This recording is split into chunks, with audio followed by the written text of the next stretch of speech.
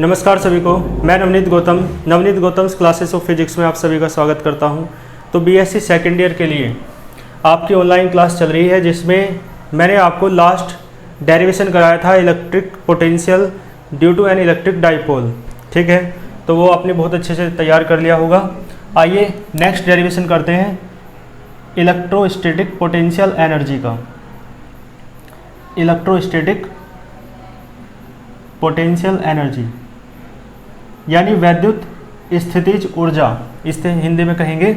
और डाइपोल के कारण ही आपको निकालनी है। तो क्या आ जाएगा?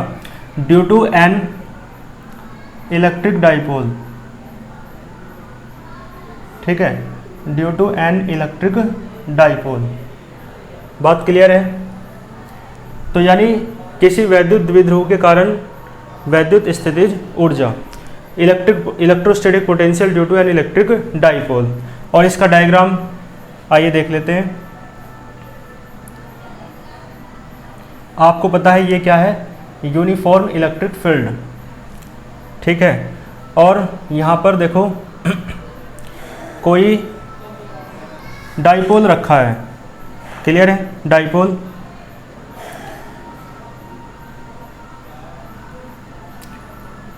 इस तरीके से रखो।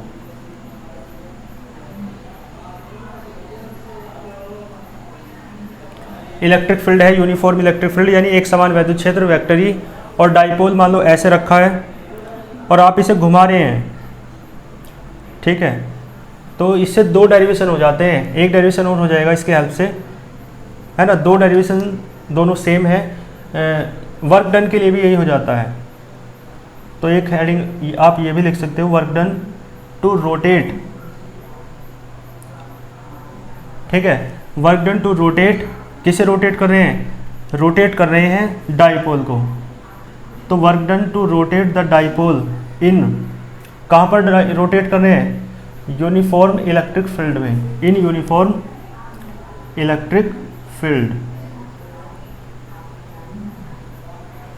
ठीक है, work done to rotate the dipole in uniform electric field. दोनों का डेरिवेशन इसका पहले आएगा, इसका थोड़ा 2-4 लाइन बाद आएगा, है ना। तो डाइपोल पहले ऐसे रखा था, अब उसे रोटेट कर दिया आपने इस तरीके से। डाइपोल का सेंटर बीच में होता है, तो सेंटर को फिक्स रखते हुए रोटेट कर दिया ऐसे, तो इस तरीके से रोटेट हो जाएगा। ठीक है, तो रोटेट होकर मान लो जो इसका ये चार्ज है, आपको पता है कितना होता है, -q, और यहाँ पर सेंटर है, और ये चार्ज कितना होता है? +q। ठीक है, तो ये पॉइंट A है, तो ये रोटेट करा रहे हो आप, रोटेट कराओगे तो पॉइंट A मान लो कहाँ पर आ गया? A' पर। ठीक है, -q जो चार्ज है वो A से कहाँ गया? A' पर। और जो आपका +q चार्ज है वो मान लो B से कहाँ चला गया? B' पर। ठीक है, और आपको पता है इलेक्ट्रिक फील्ड लाइंस हैं। इलेक्ट्रिक फील्ड लाइंस यानी वैद्युत बल रेखाएं धनावेश से निकलती हैं और ऋणावेश में प्रवेश करती हैं, यानी इधर पॉजिटिव चार्ज रहा होगा और इधर क्या है? Negative charge. तो आप ये बताओ, ये +q है, +q पर जो फोर्स लगेगा इस तरफ लगेगा, माइनस की तरफ, इस तरफ, है ना, वेक्टर F। और -q पर जो फोर्स लगेगा वो प्लस की तरफ लगेगा, इस तरफ, वेक्टर F। चाहो तो आप इसे वेक्टर F1 F2 कह सकते हो, बाकी दोनों सेम ही रहेंगे, क्योंकि आप जानते हैं E बराबर क्या होता है? F/Q होता है। तो F बराबर क्या आ जाएगा? Q into E।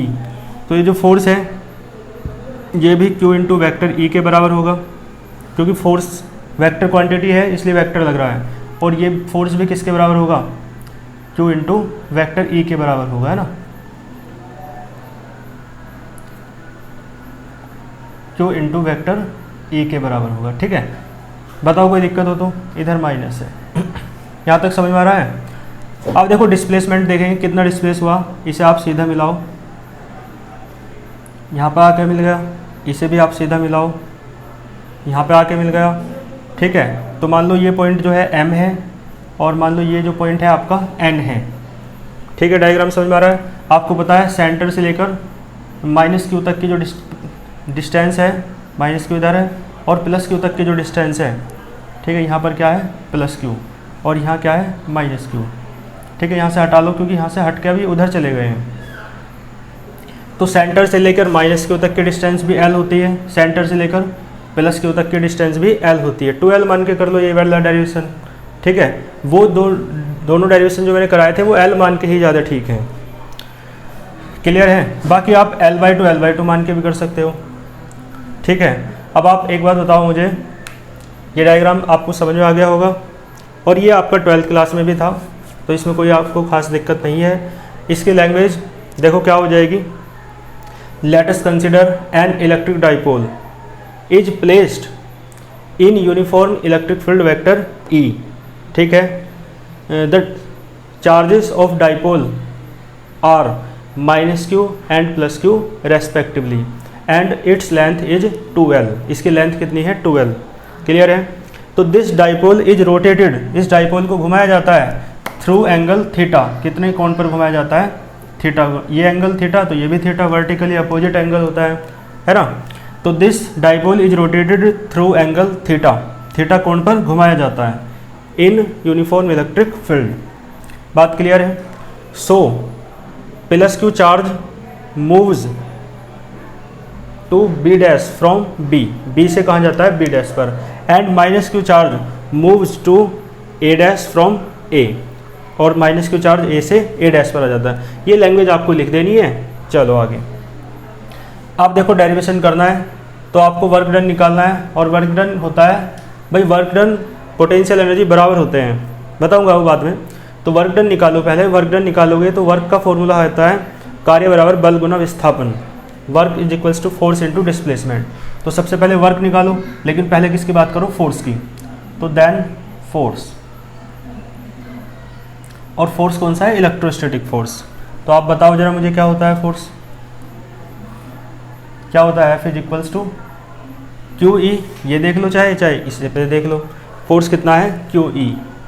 क्लियर है? अब देखो वर्क डन करो, then the work done to rotate the dipole, dipole को रोटेट करने में जो वर्क कर रहे हो, फोर्स इनटू डिस्प्लेसमेंट हो जाएगा, ठीक है। यानी कार्य बराबर बल गुना विस्थापन। बल कौन सा है? बल फोर्स यानी QE, और विस्थापन डिस्प्लेसमेंट। चाहे देखो, अब आप ये जो कर रहे हैं ना, पहले +q के लिए कर लो, फिर -q के लिए कर लो, और फिर दोनों को ऐड कर लेंगे, ठीक है ना। ऐसे करते हैं, याद होगा आपके। बताओ क्या करेंगे? पहले +q के लिए करो, फिर -q को, और फिर दोनों को जोड़ देंगे। तो work done to rotate the dipole नहीं कर रहे अभी, तो वर्क डन टू रोटेट या work done to move +q के लिए कर लो, है ना पहले। तो वर्क डन टू मूव करो, मूव यानी चलाने के लिए, और किसे चला रहे हो? +q चार्ज को। तो work done to move +q charge, और कहाँ से कहाँ तक? B से B' तक। तो मैं लिख भी देता हूँ, फ्रॉम B टू B', ठीक है। तो फोर्स जो है देख लो QE लग रहा है, फोर्स की जगह मैंने QE लिख दिया। डिस्प्लेसमेंट देखो कितना है, पहले ये जो था ना B पर था +q, और अब यहाँ आ गया B', तो सीधे देखो N पे आ गया, तो डिस्प्लेसमेंट यही तो है, तो डिस्प्लेसमेंट है Bn, तो यहाँ क्या आएगा Bn। और Bn जो है, आप जो Bn है, आप देखो एक बात देखो, Bn जो है आपका वो किसके बराबर हो जाएगा? OB माइनस ON, ठीक है। तो यहाँ क्या आ जाएगा? W बराबर, पहले +q के लिए कर रहे हो तो W1 मान लो, QE। देखो जो Bn है, ये जो छोटा सा Bn है, OB में से ON घटा दे तो आ जाएगा Bn, तो क्या आएगा? OB minus ON। भाई इस पूरे OB में से ON घटा दो तो Bn आ जाएगा। तो OB तो आपको पता है ये कितना है?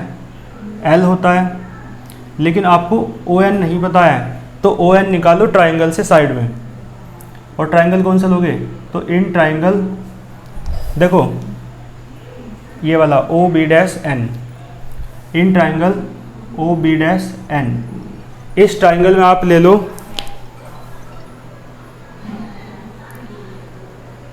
दिख रहा है आपको,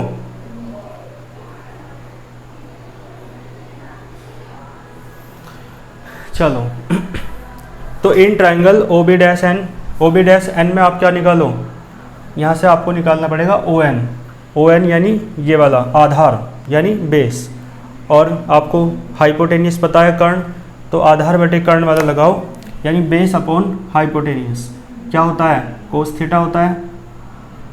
ठीक है, बेस आपको निकालना है ओ एन, यानी बेस कितना है ओ एन, और हाइपोटेनियस कितना है ओ बी डैश, यानी ओ बी डैश यानी डायरेक्ट लिख दूँ एल, एल है ना भाई, देख लो ओ बी डैश कितना है एल है, तो देखो यहाँ से ओ एन कितना आया L cos theta, O N कितना आया एल कोस थीटा, और ओ बी तो आपको पता है एल है, तो W1 कितना निकल के आएगा, यह जाएगा Q E L minus O N की वैल्यू रखो L cos theta, L common ले लो तो यह जाएगा क्यू ई एल और 1 माइनस कोस थीटा, W1 निकल गया। इसी प्रकार आप W2 निकालो सिमिलरली,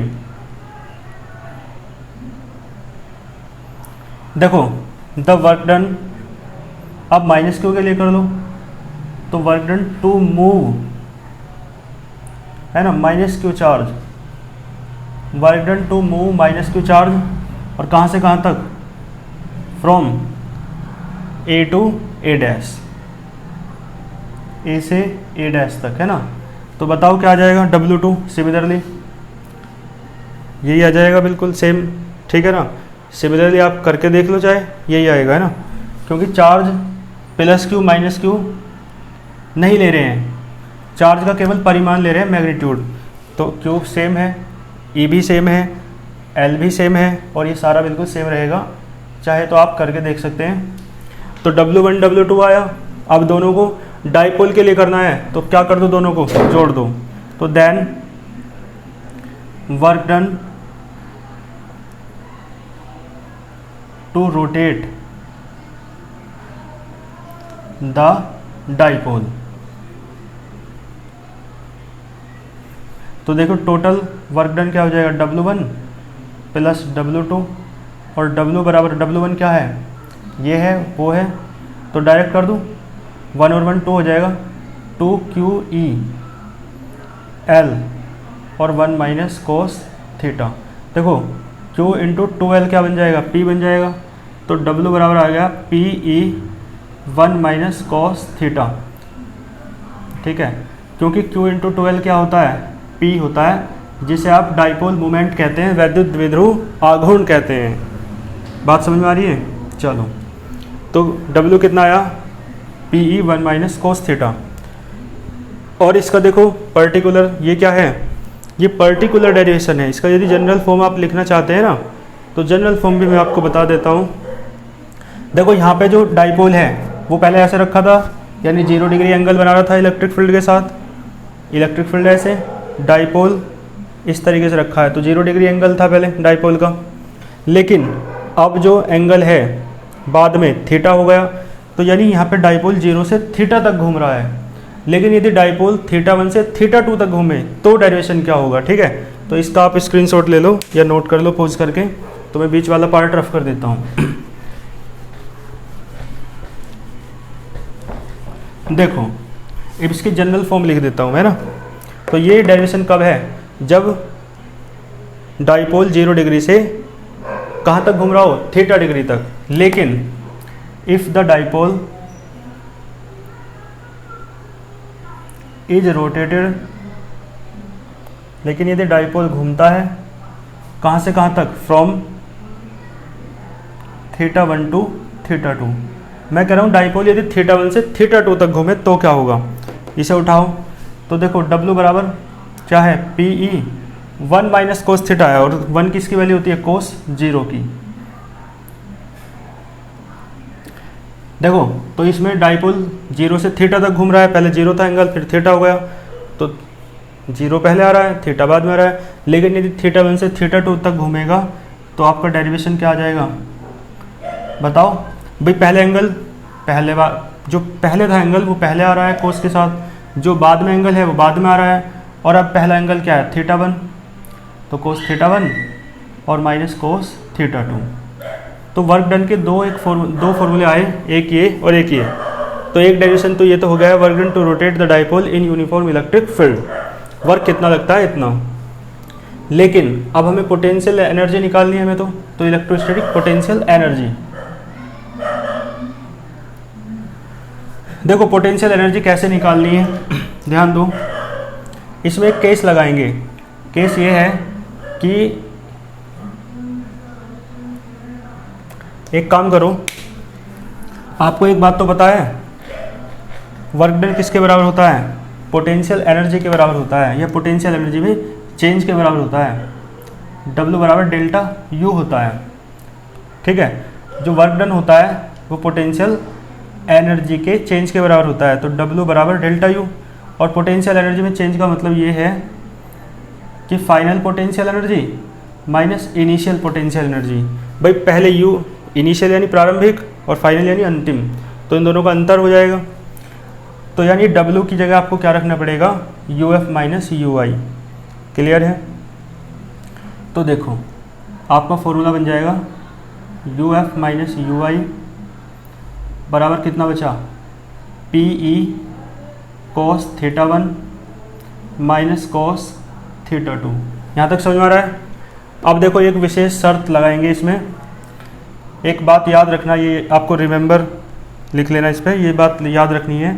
एक शर्त है कि यदि θ1 90 हो जाए, ठीक है, ये 12th क्लास में आपने पढ़ी होगी कि यदि θ1 90 हो जाए तो जो UI है वो आपका 0 हो जाता है, ठीक है। बताऊंगा आगे कैसे।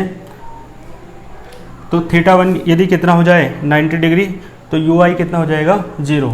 इस शर्त को यूज करोगे आप यहाँ पे, तो बताओ कितना आएगा, UI तो 0 हो गया, और PE मैंने कहा θ1 कितना है 90, तो कोस 90 और माइनस कोस θ2। तो देखो कोस 90 का मान 0 होता है, तो UF बराबर क्या आया, PE और 0 माइनस कोस θ2। देखो UF को U लिख लो, क्योंकि भाई UI UF तो तब लिख रहे थे ना जब दो पोटेंशियल एनर्जी थी, अब तो एक ही है, तो UF को U लिख लो, और θ1 θ2 तब लिख रहे थे, है ना, जब दो थीटा थे। लेकिन अब एक ही थीटा है, तो θ2 को थीटा लिख लो और UF को U लिख लो, है ना। तो U बराबर कितना आया, माइनस बाहर आ जाएगा, माइनस के PE cos θ। ये पोटेंशियल एनर्जी का एक्सप्रेशन है जो आपको प्रूफ करना था। बात समझ में आई। तो U बराबर किसका आया, माइनस के PE cos θ। और अब आप एक फॉर्मूला जानते हो, AB cos θ क्या होता है, आप जानते हो vector A dot vector B होता है। तो आप इसके स्थान पे देखो क्या आ जाएगा, U बराबर हो जाएगा माइनस के vector P dot vector E, आ जाएगा या नहीं। तो ये फॉर्मूला है किसका, potential energy due to a dipole. तो डाइपोल के पोटेंशियल एनर्जी के लिए दो फॉर्मूले हैं, दोनों एक ही हैं हालांकि, और इसी प्रकार वर्क डन के लिए भी दो फॉर्मूले मैंने कराए। तो ये डेरिवेशन आपका कंप्लीट हुआ। यहाँ तक आप अच्छे से नोट्स बना करके तैयार कर लेना, फिर नेक्स्ट लेक्चर में नेक्स्ट टॉपिक के साथ मिलेंगे। आप पढ़ते रहिए और अपने साथ के स्टूडेंट्स तक वीडियो को शेयर कीजिए, ताकि अधिक से अधिक स्टूडेंट्स लाभान्वित हो सके और मुझे भी मोटिवेशन मिले वीडियोज़ बनाने का। ठीक है, अच्छे से पढ़ते रहिए, मिलते हैं नेक्स्ट क्लास में। All the very best.